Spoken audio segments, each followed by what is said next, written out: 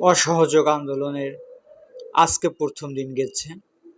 এই প্রথম দিনে এখন রাত 12:30টার মতো মানবজমিনের সংবাদ থেকে জানলাম 100-র মতো মানুষ নিহত হয়েছে, হাজারে হাজারে মানুষ আহত হয়েছে, কত মানুষ পঙ্গু হবে, কত মানুষের চক্ষু যাবে, কত মানুষের অঙ্গহানি হবে, কত মানুষ মারা গেছে।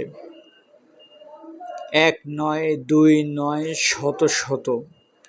এর আগের এক সপ্তাহের ব্যবধানে শত শত স্টুডেন্টদের তারা হত্যা করেছে। ছাত্ররা কথা বলে তাদের অধিকারের জন্য, এরা বলে সন্ত্রাসী, এরা বলে জঙ্গি, এরা বলে বিরোধী দল। নাগরিক অধিকার কোথায়? এই নাগরিক অধিকার নিশ্চিতে আগামীকালকের মার্চ টু ঢাকা সফল করুন, সাহায্য করুন।